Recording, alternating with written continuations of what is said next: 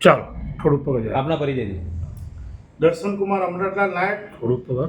માજી જિલ્લા પંચાયતના વિરોધ પક્ષના નેતા, ગુજરાત પ્રદેશ કોંગ્રેસના મહામંત્રી.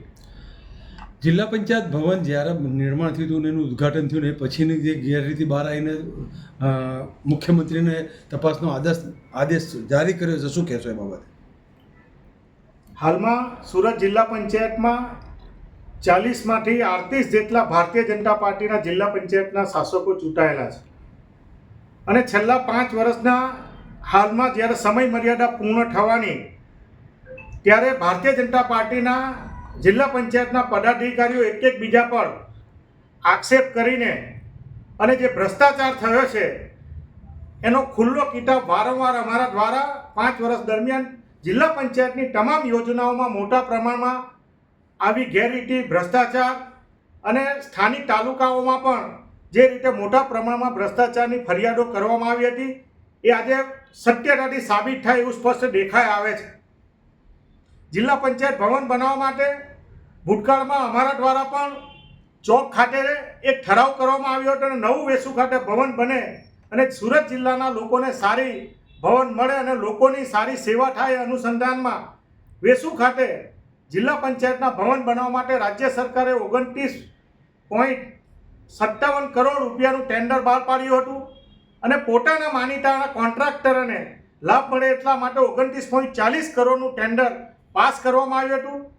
જે સમય મર્યાદા એમાં નક્કી કરવામાં આવી હતી એમાં સ્ટીલના ભાવ, બાંધકામનો ભાવ કે જીએસટીનો ભાવ સહિત સમય મર્યાદામાં કામ કરવાને બદલે આ કોન્ટ્રાક્ટરે જાણી જોઈને ભારતીય જનતા પાર્ટીના શાસકો સાથે મેળાપીપણામાં એક સુઆયોજિત ભ્રષ્ટાચાર કર્યો છે એ પ્રકારની કામગીરી કરી હતી અને 2 વર્ષ દરમિયાન આ ભવનનું ઉદ્ઘાટન પણ હાલના મુખ્યમંત્રી પાસે કરાવી દેવામાં આવ્યું હતું અને પછી આ કામ સમય મર્યાદામાં પૂર્ણ ન થતાં નવું કામ કરીને અને એમાં મોટા પ્રમાણમાં ખર્ચ કરીને વિકાસ કમિશનર કે રાજ્ય સરકારની મંજૂરી વિના વધારાનું 18.4 કરોડ રૂપિયાનું કામ કરી દેતા ફરીવાર ભારતીય જનતા પાર્ટીના લોકોએ જ મુખ્યમંત્રીને ફરિયાદ કરતા આ ભ્રષ્ટાચાર ઉઘાડો પડ્યો એવું મારું માનવું છે. અને આ અનુસંધાનમાં મુખ્યમંત્રી જ્યારે જાતે ઉદ્ઘાટન કરવા આવ્યા હોય અને લોકોના નાણાંનો ખોટો ખર્ચ થયો હોય અને સ્વભંડોળ જેની યોજનાઓ છેલ્લા 2 વર્ષમાં જિલ્લામાં તમામ લોકોને, મહિલા, બાળ વિકાસ, ખેડૂતો કે એને લાભ મળવાને બદલે